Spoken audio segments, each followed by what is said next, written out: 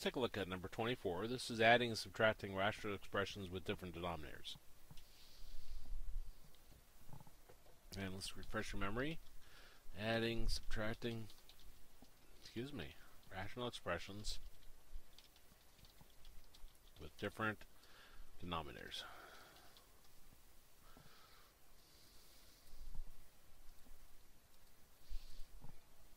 Step 1. Factor all the denominators. Step 2. Figure out the LCD, least common denominator, and rewrite each fraction with that denominator. Step 3. Add or subtract the top parts and put into a single fraction. Step 4, factor the top, factor the bottom, factor numerator, factor denominator. Now your denominator should already be factored, the bottom part, but just in case you actually multiplied it through for some reason. And 5, cancel if possible. So let's use these steps to solve this problem. Pretty basic problem though, so shouldn't have to use all the steps. 24.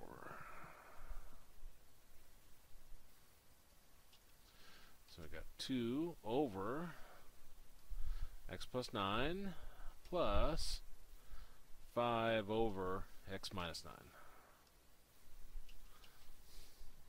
Step 1, factor all your denominators. Nothing to factor there. Step 2, figure out the LCD and rewrite each fraction with that denominator.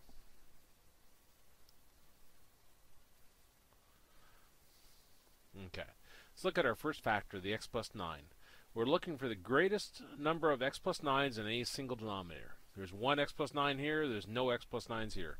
So the greatest number of x plus 9s in a single denominator is 1.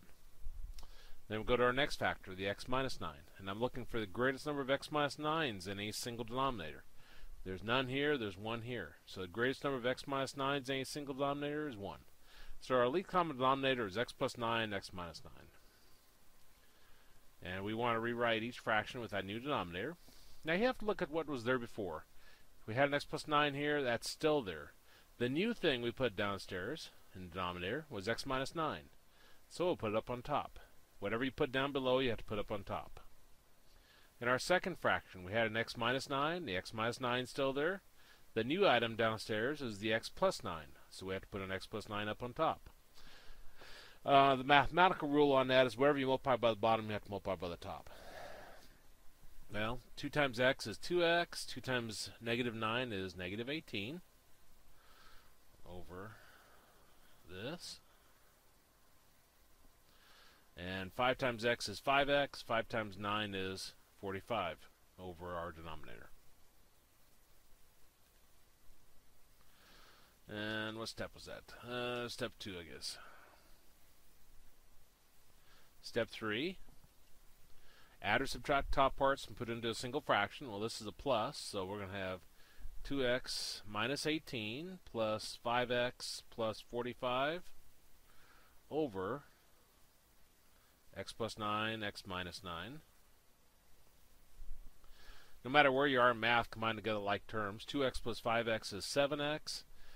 Negative 18 plus 45 gives us 27.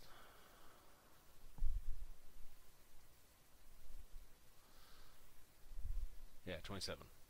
Okay, and then x plus 9 and x minus 9. Now, step 4 and step 5 we don't have to do. Factor the top, factor the bottom, cancel if possible. The top part doesn't factor, so obviously nothing's going to cancel. So let's see what they do. It looks like they may multiply it back through. Yeah, they do. Okay, so let's multiply the bottom parts together. Different books do different things. These are conjugates, so it's really nice. All you have to do is multiply the first parts together, x times x, x squared, and the last parts, 9 times negative 9, negative 81. Now, conjugate is the first and the second are the same, but the sign in the middle is different. See how these both start with x, and they both end with 9, but this is plus and this is minus. 7x plus 27, x squared minus 81, that's B as in Bill, looks like. would be our answer.